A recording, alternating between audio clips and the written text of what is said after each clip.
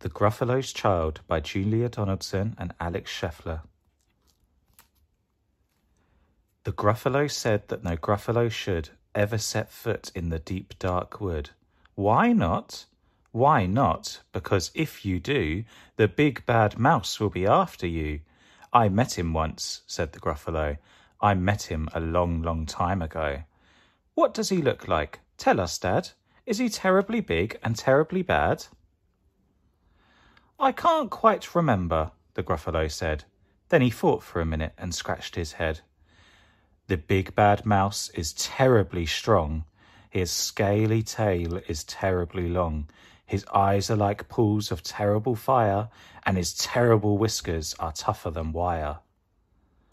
One snowy night, when the Gruffalo snored, the Gruffalo's child was feeling bored. The Gruffalo's child was feeling brave, so she tiptoed out of the Gruffalo's cave. The snow fell fast and the wind blew wild. Into the woods went the Gruffalo's child. Aha! Aho! A trail in the snow. Whose is this trail and where does it go? A tail poked out of the log pile house. Could this be the tail of the big bad mouse? Out slid the creature. His eyes were small, and he didn't have whiskers. No, none at all. You're not the mouse. Not I, said the snake. He's down by the lake eating Gruffalo cake. The snow fell fast and the wind blew wild. I'm not scared, said the Gruffalo's child. Aha! Aho! Marks in the snow. Whose are these marks? Where do they go? Two eyes gleamed out of the treetop house. Could these be the eyes of the big bad mouse? Down flew the creature. His tail was short, and he didn't have whiskers of any sort. You're not the mouse. To-hoo, not I, but he's somewhere nearby, eating Gruffalo pie. The snow fell fast and the wind blew wild. I'm not scared, said the Gruffalo's child. Aha! Aho! A track in the snow. Whose is this track and where does it go? Whiskers at last and an underground house. Could this be the home of the big bad mouse?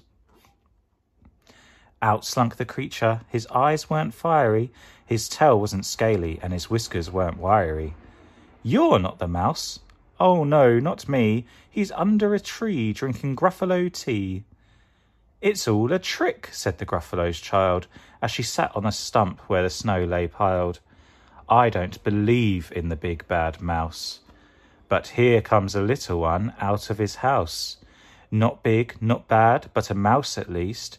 You'll taste good as a midnight feast. Wait, said the mouse, before you eat. There's a friend of mine that you ought to meet. If you'll let me hop onto that hazel twig, I'll beckon my friend so bad and big. The Gruffalo's child unclenched her fist. The big bad mouse, so he does exist. The mouse hopped onto the hazel tree. He beckoned and said, you just wait and see.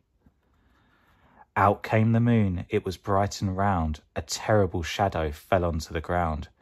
Who is this creature so big, bad and strong? His tail and his whiskers are terribly long.